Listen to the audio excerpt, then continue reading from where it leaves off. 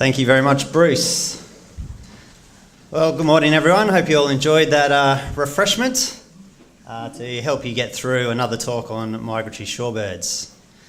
My name's Nigel Jackett. I have been a warden with my wife Jamie out at the Observatory for almost 4 years now. So during that time, we've managed to really get to know quite a lot of the birds here, and we've met a lot of very experienced people that work in the bay and from abroad that have really sort of helped me with my own shorebird journey. I guess I started working in Broome because I had an initial love for shorebirds from when I was a teenager. I used to creep around on my belly trying to sneak up to them on the dunes at my local estuary at Shoalhaven Heads on the south coast of New South Wales. Some of you may have been down there before. I just had a little pair of flimsy binoculars, but we try and identify whatever we could, usually always getting it wrong, which a lot of people do with shorebirds, understandable. I remember one day though, it was actually the first day that I really truly appreciated how far these little birds have travelled. Again, I was hiding behind a dune, crept up as close as I could, and someone snuck up behind me with a scope. I'd never looked through a scope before. And he's like, "Yeah, have a look through here." And he started naming things like godwits and turnstones and knots, and there are a couple of banded stilts there, which I don't think have been seen since, and at the time I had no idea. They were a rare bird. They weren't on my local bird list for the site. So I was asking him, "Are you sure they're not black-winged stilts?" He's like, "Yes, they're banded stilts." But then he pointed onto the dunes and there was a little plover there, and he's like, "Oh, that's a Mongolian plover." And that was the first time I'd ever really put that connection with a bird being here in Australia and presumably from Mongolia. I know now that they don't actually breed in Mongolia, the lesser sand plovers, but at the time I assumed they did. But that link had been forged, and from there I took a new sort of appreciation of them. So I'll just, there'll be probably a little bit of overlap with other people's talks, particularly maybe Danny's, but hopefully I can cover some other aspects which haven't been covered yet. So when I'm talking about migratory shorebirds, I'm mostly referring to two major groups, the sandpipers and the plovers. If you're trying to identify birds, if you can first narrow it down into one of those two groups, that's almost half your battle. Generally, sandpipers have quite long bills because they often feel for their food in the mud, so they can penetrate the mud to extract prey from below. Whereas plovers are more upright, they have very big eyes, they look for their prey across the mud and then they sort of walk over and pluck it off the mud. Sandpipers are a much more diverse and abundant group. There's 28 regularly occurring sandpiper species that visit Australia each year versus about 7 migratory plovers. All of the shorebirds we have in Australia belong to the East Asian Australasian flyway, which is basically a corridor that our shorebirds use throughout the course of their lives. Almost all of our shorebirds are born in the northern hemisphere, in that yellow zone on the map, and with the approaching winter in the north, they have to move to warmer climates, some travelling as far as the southern coast of Australia as well as New Zealand. As Danny mentioned, it's a highly developed flyway, our flyway. There's about 7 or 8 flyways in the world. East Asian, Australasian one is the one that we're part of. But almost half of the world's human population lives within our flyway, so you can appreciate some of the pressure that our shorebirds face as they travel through it. It's a very diverse flyway with 55 migratory species, so not all the species in our flyway actually make it all the way down to Australia, but the majority do. So life as a migratory shorebird for most of our species is up in Siberia. These little birds fly up there just as the snow's beginning to melt. Sometimes they get it wrong, other times they get it right. There might still be a bit of snow around, but they'll make a little nest in the snow and sit on their eggs. This is usually around June, July sort of period. As Danny pointed out, they often change their plumage into a breeding plumage, which certainly assists with camouflage on the nesting grounds. You can probably imagine a a light grey coloured bar-tailed godwit, which this is, would stand out a lot more in that sort of tundra vegetation if it wasn't this lovely black and red sort of checkered pattern. Most shorebirds lay 4 very big eggs. It means when those eggs hatch, the chicks are already quite well developed. So they can then, once they've hatched, they're almost fully independent when it comes to feeding. So they can just wander around picking up whatever they can find in amongst the vegetation. Usually one of the parents will guard the chicks and keep them warm at night and just make sure they get up to an age where they themselves can fly. On the breeding grounds, these are some of the things that they're eating, so quite different to what they're feeding on around Australia and on their wintering grounds. They're very fortunate to have an abundance of berries, which they quite happily eat and get a lot of nutrient from, as well as lots of larvae from flies as well as beetles, both in the water and on the vegetation.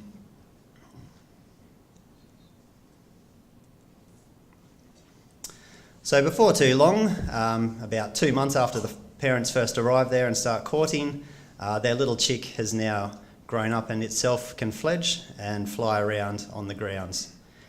Once this happens, the parents' job is pretty much done, and all the adults then start returning south, leaving all these little fluttering chicks on the breeding grounds themselves. But soon after, they develop the confidence and the strength and the skill, and they commence their own migration to the south. One of the reasons why they do go all the way to the breeding grounds there is that abundance of insects as the snow melts, as well as long 24-hour daylight, so these birds can feed on the active insects almost all day long and grow very, very rapidly, quickly. When they make their way down to places like Roebuck Bay, it's a much muddier affair. They have to face new predators, look for different foods, and there's generally more competition with other birds.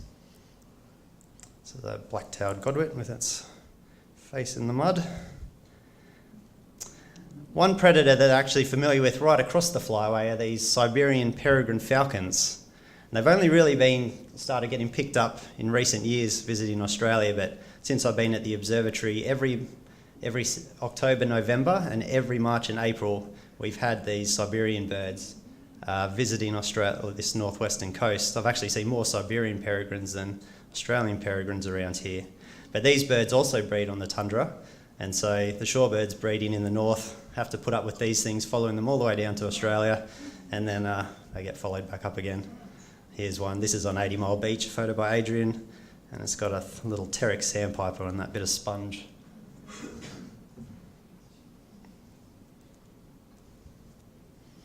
One way in which the shorebirds reduce the competition is by having different length bills. So almost every species has a unique bill shape or length, and that allows them to walk across the same patch of mud, probe their little bill down into the substrate, and pluck their prey from a different level in the mud, and therefore not directly competing with the longer or shorter billed birds. The birds with the little bills obviously can't penetrate the mud very much at all, so they often pick up things off the surface, whereas very large birds like eastern curlews can reach down burrows of crustaceans and pluck them out.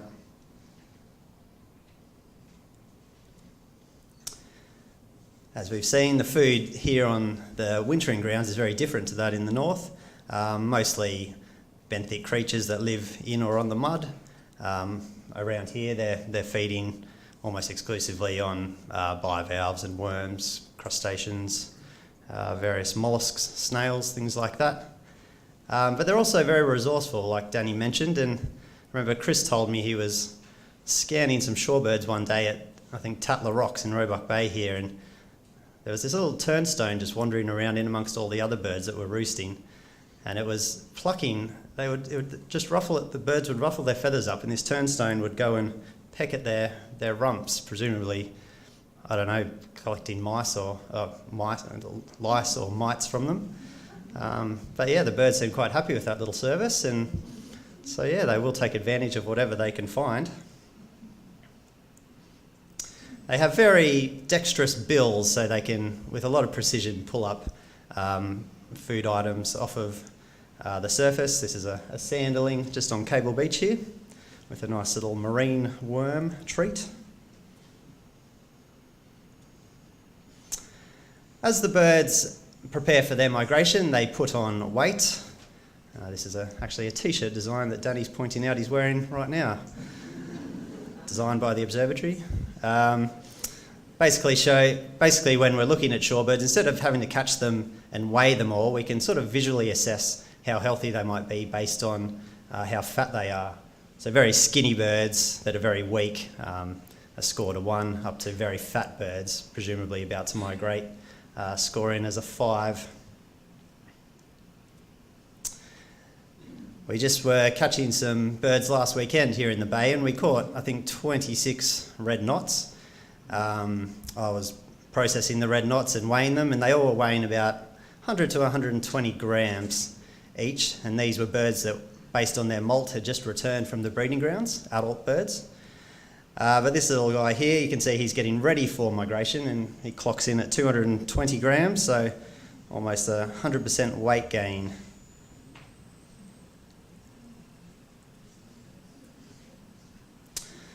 Some other sort of changes they undergo before they migrate happen internally. Shorebirds are able to shrink organs which they aren't going to require during their migration. So things like the stomach and the intestines, they actually atrophy and shrink, as well as the muscles in the legs. They're not going to need any of those as they're flying along. And that creates space to expand their pectoral muscles in their chest, as well as their heart, which makes them much more efficient flyers. And this sort of internal change can happen very, very rapidly and presumably reverse when the birds land at their staging site and need to refuel again.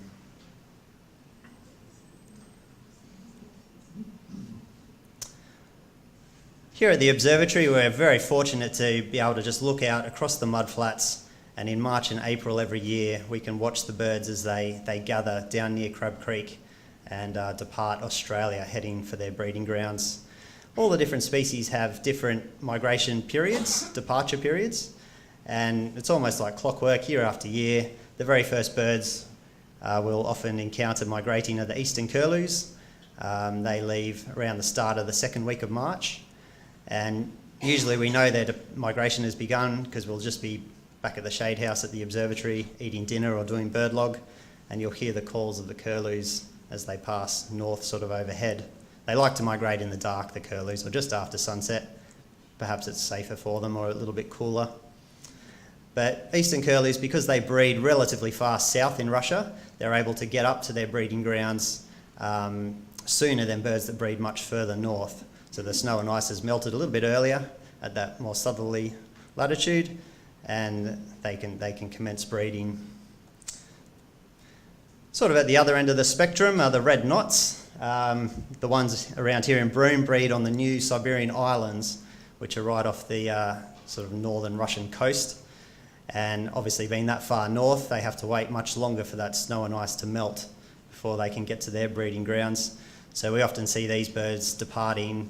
You see little dribs and drabs of them departing from late March onwards, but the bulk of the birds are migrating in late April, even into mid and sometimes late May. So they have to wait much longer than the rest.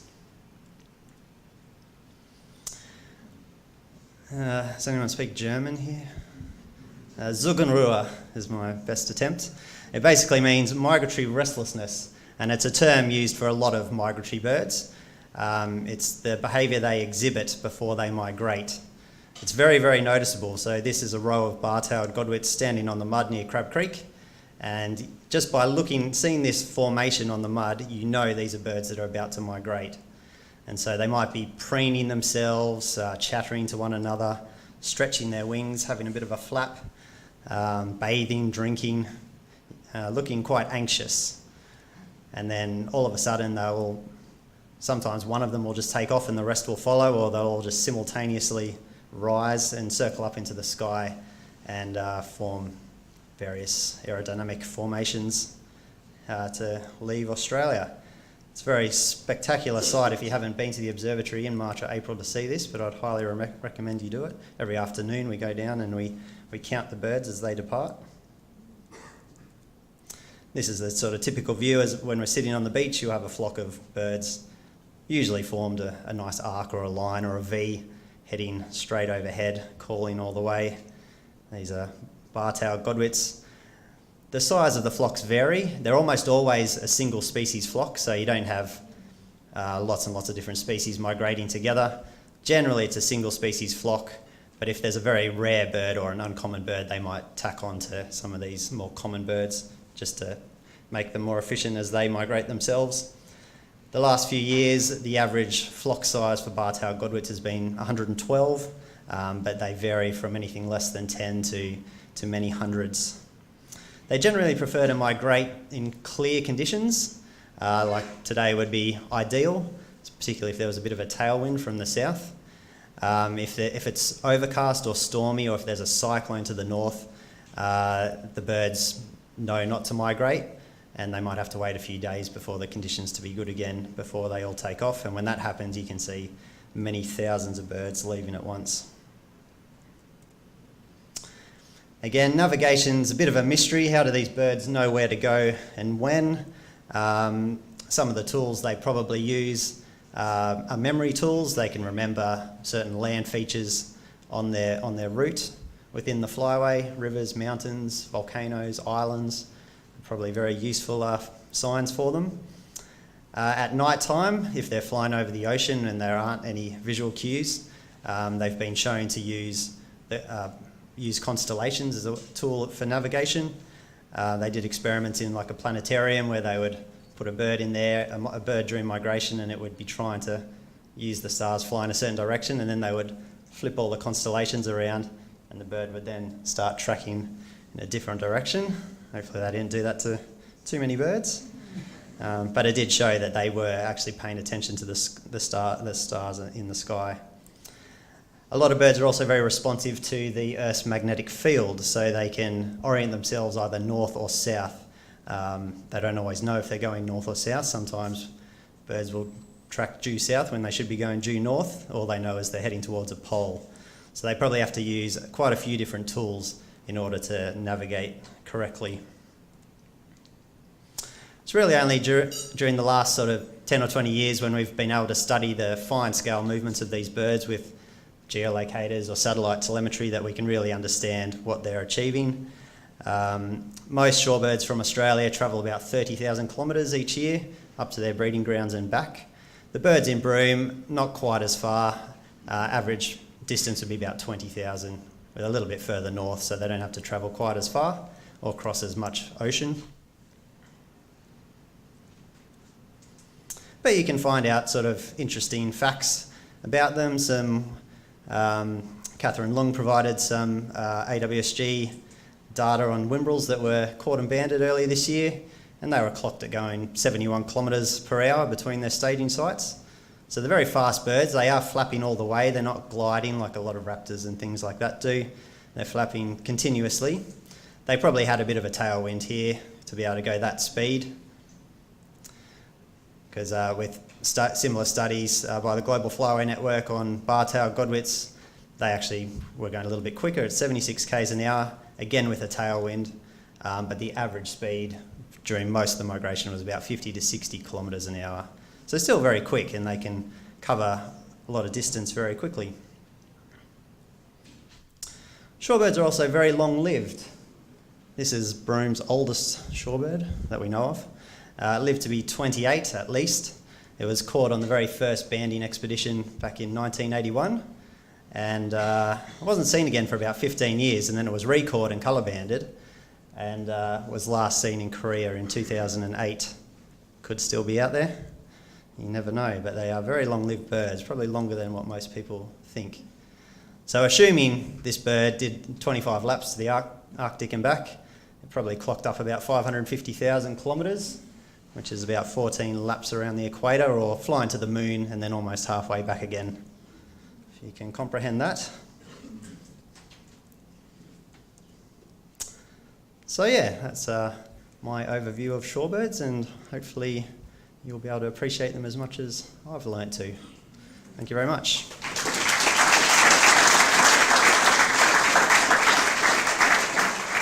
Another microphone for questions. So does anyone have any questions for Nigel?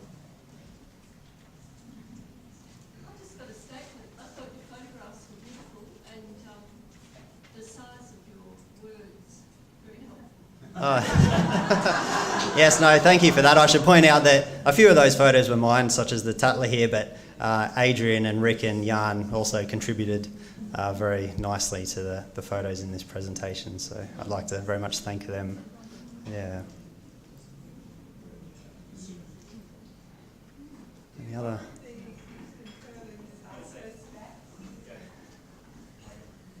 you find the eastern curlews are first back, seeing they leave first? They're really hard to notice when they are returning. So watching them depart, they make all sorts of commotion and it's very easy to tell a departing bird. When they arrive, I guess there's not so much pressure for them to get back here, so they're already pretty worn out, so they're not as showy. But Danny's modelling that he showed, it looked like it predicted that they were the first birds, them and greater sandplovers were the first birds to return. Interestingly, in the last couple of weeks, I've heard flocks of, well, I heard them once and Jamie heard them a second time, eastern curlews calling over the observatory like they do in their migration calls, and I strongly suspect that those were returning birds, which I hadn't noticed before until this year. But yeah, there are other species that don't breed quite as far north, like common sandpipers, which start returning in mid-July. Yeah, so birds start coming back quite early around here. But the eastern curlews, probably about now or a couple of weeks ago, they started returning. A young bird contemplating migration doesn't have a memory of where to go.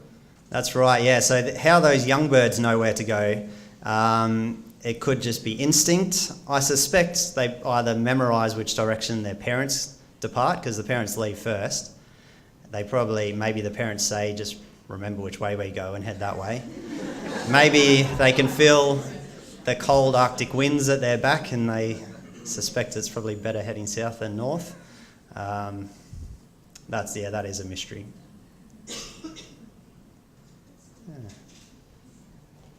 One more question. But those birds that aren't fit enough to fly back from Siberia, where do they go? Do they just go a bit further south and stay in Europe? What happens to them? Yeah, so generally if they make it up to the breeding grounds, there's usually a lot of food there and they can come back quite happily. Where a lot of birds are dropping off is between the Yellow Sea and their breeding grounds, so they're sort of starving on the way up there. But once they're up there, they can fill up and they can just take their time coming back. There's no rush to get back here, so they can make more stops and fly shorter distances. So generally they will, if they get injured along the way, they will just probably hang out at a local wetland somewhere along the way from China south. But most birds can make it back here. Right, thank you very much. Thank you, Nigel.